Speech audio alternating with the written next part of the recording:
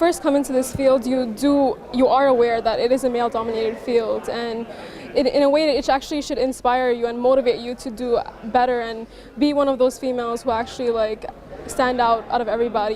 QPTV presents The STEM Girls, a series that features schools, organizations, programs, and facilities that work on increasing the STEM, that's science, technology, engineering, arts, and mathematics, opportunities for young girls. This series educates, motivates, and inspires young girls in pursuing those careers. Programs such as Women in Aviation will help our female students to promote their access and abilities within the technical fields. And at Aviation High School, we've always been a school that's trained airframe and power plant mechanics. And since 1975, we've admitted women into the school, and it's grown from a very small percent to 19, almost 20% now. The program will entail meetings, applying for scholarships for different colleges. We're trying to lead it to more internships with other airlines.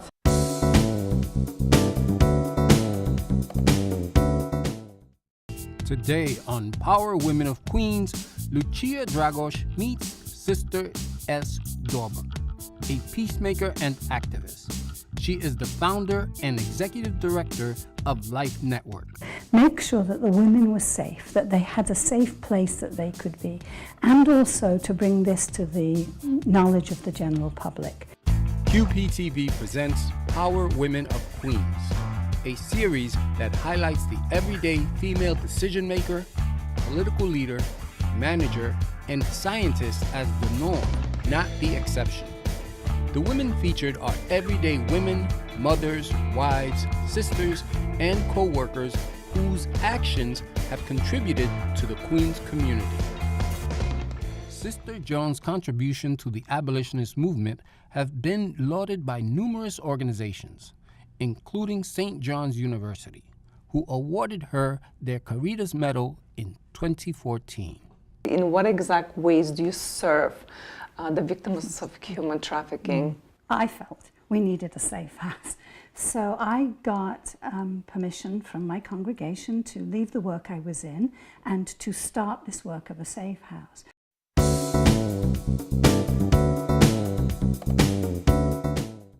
Hi everyone, welcome to Around Queens, and I'm your host Lucia Dragos, and today we're in the most exciting place in Queens.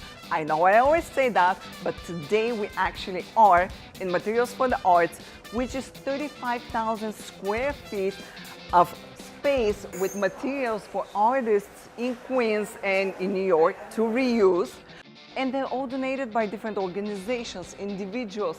So teachers and artists and other organizations can benefit from that experience.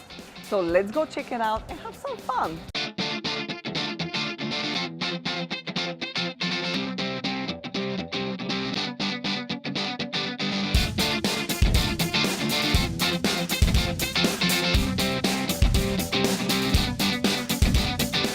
So Materials for the Arts was founded in 1978 by an artist by the name of Angela Fremont. Originally, Angela was hired as part of a federal government program called CETA, which was the Comprehensive Employment and Training Act. And what they did was that they took artists and they gave them jobs throughout the country in cities and supported them just like the WPA under Roosevelt.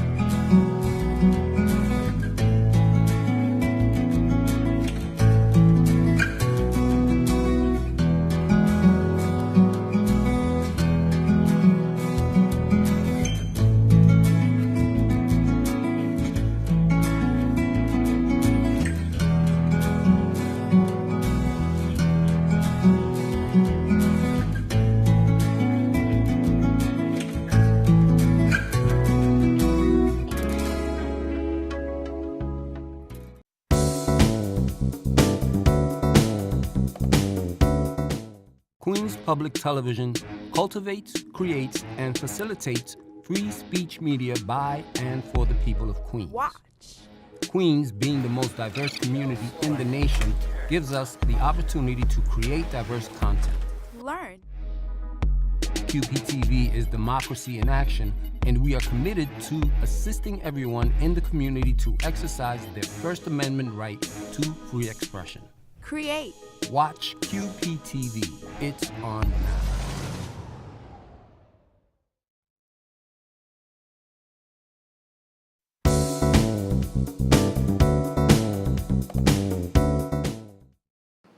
And the morning after Sandy hit, and those of you from the Rockaways know what a disaster that was. And if you know anybody in the Rockaways, you know how bad it was. And Helen and I and Dan Andrews and Dominic all piled into the SUV. It was creaky and old, and then we met John Gasca, and we went from Howard Beach, and we met the commander of the fire department there, and we went down into Broad Channel, and there were oil tanks littering the streets because they had floated up. There was a 30-foot cabin cruiser in the middle of Cross Bay Boulevard. We went down further into Rockaway Peninsula itself. Cadaver dogs, people seemingly lost.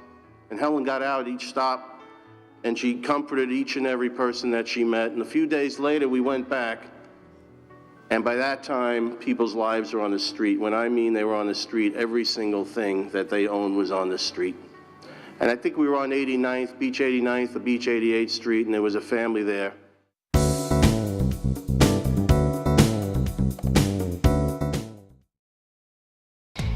It's not something you see every day, you know, and I feel like technology nowadays, it's escalating rather rapidly.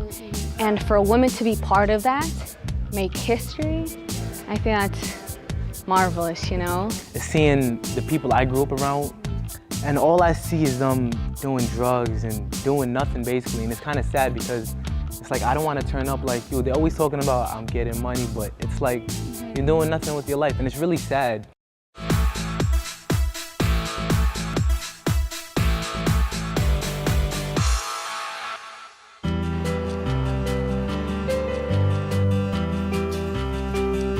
So Nicole, tell us about yourself. Who are you? Who's Nicole? Oh, your story.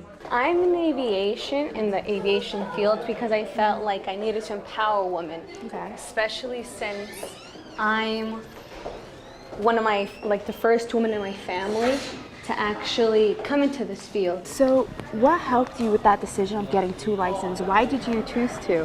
When you could have went to college, you could have had a whole nother plan. That's a good question, you know. After having spent 4 years here, and getting my first license, I decided to just go with it and get like the full package, both my licenses. My first one was my airframe in general, and my second one, which I just recently got, is the power plant. Okay.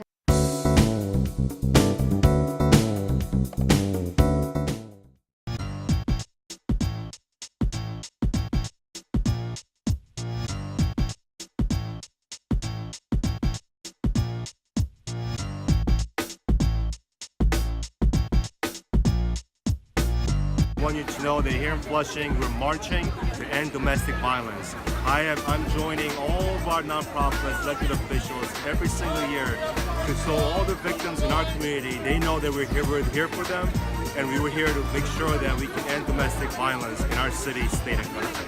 Thank you.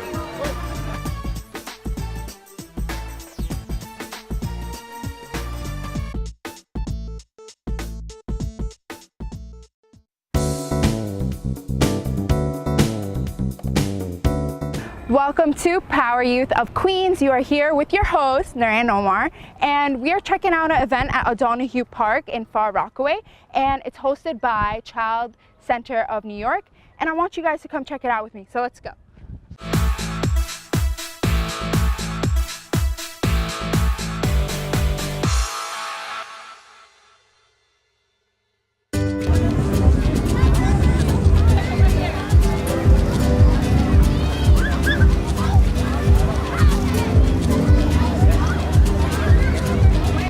So the Child Center of New York has been around since, I don't know, 60 or 70 years, and they have a lot of different services. So you have the social services. This is the youth development So it's massive. They have 40, 50 sites, 22,000 kids. It's about building community and learning about global citizenship and celebrating it today. Wow, that's amazing. So why did you guys choose this kind of event? I heard that this is like the first event that it's actually hosted in a park, so why this one? We want to make it fun. At the show coming later, we're going to show off their talents, but we're going to show off some professionals, and we're also going to talk about issues, and it's going to be an educational thing as well as a really fun thing. People in different parts of the world, they don't have anything. So how do you take advantage of those situations and be grateful for what you have and work hard and take advantage of those opportunities?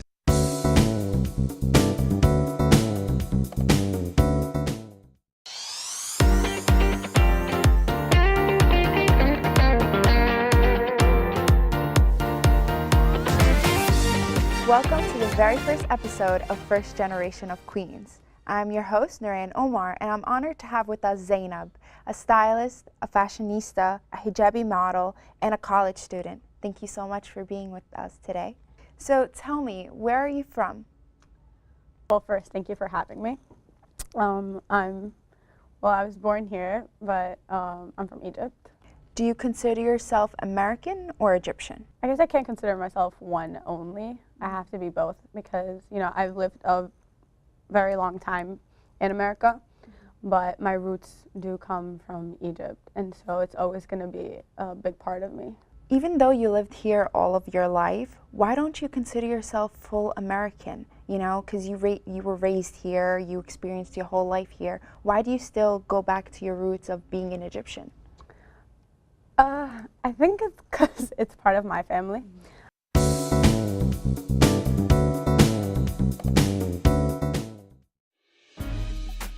Hello, my name is Kathy Cato, and I'm the Executive Director of the Queens World Film Festival. And my name is Don Cato. I'm the Artistic Director of the Queens World Film Festival. We are getting ready for the 7th annual event that runs March 14th to the 19th at the Museum of the Moving Image and at the Zucker Theater at the Kaufman Astoria Studios. Join us for 137 films, 25 nations, 6 days, 3 screens, and you. Tickets are available starting Valentine's Day. Check us out at thequeensworldfilmfestival.com. Or on Facebook. Or Twitter. Or on Instagram. See you in Queens.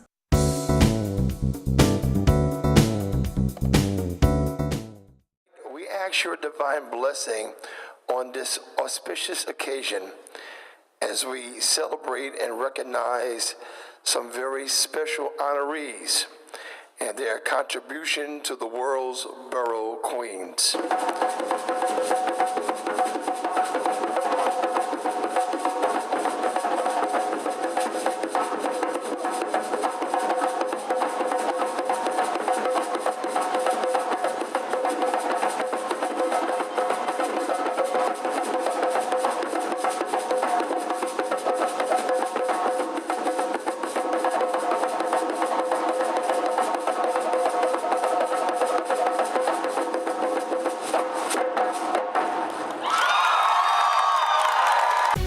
Hello, I'm Rosalyn Nieves, and this is Queens Perspectives. Today we're going to take you to the 2017 Black History Month celebration with Queensborough President Melinda Katz and the African American Heritage Committee.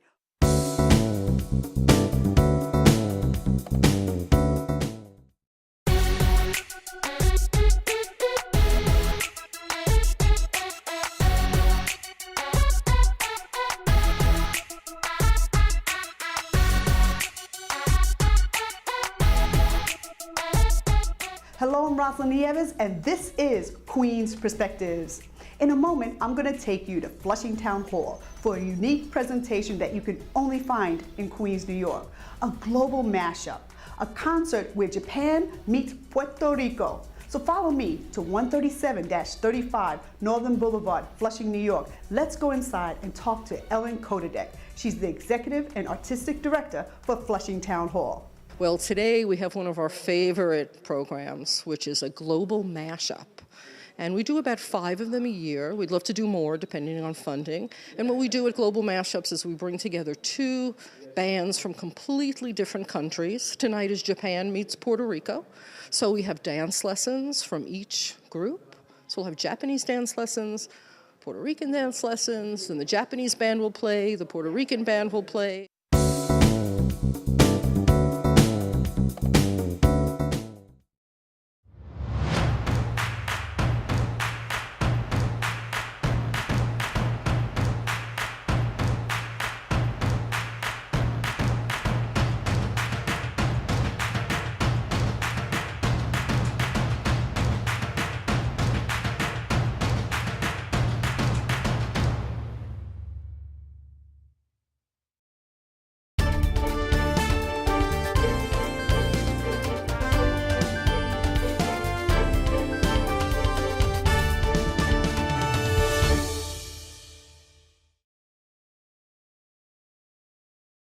Hello, I'm Rosalyn Evans, and this is Queens Perspectives. Join Queensborough President Melinda Katz, the members of the Queens Chamber of Commerce, and the businesses of Queens for Queens Day in Albany 2017.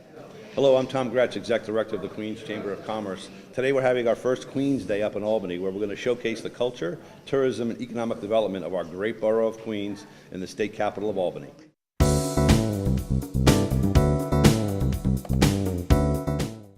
Up next, for the first time on stage together for a jam session, is Dayum Band meets Josh Cho and La Banda Barracut.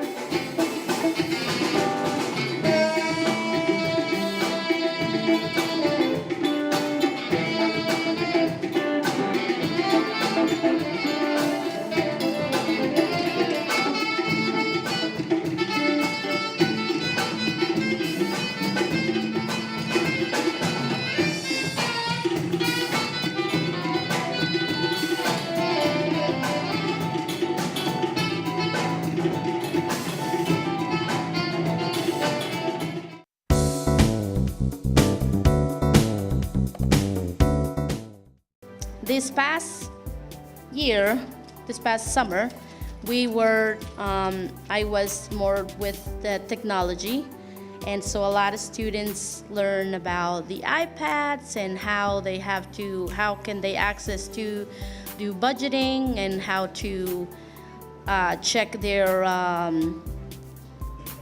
places they're gonna travel, how they're gonna get there, and if they're gonna shop, how to find coupons and stuff like that. So they find a lot of stuff with technology.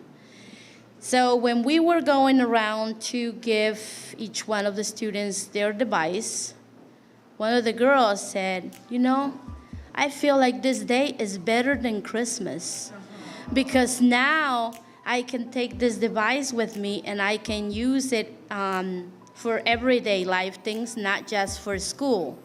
Because she said, I use an iPad for school,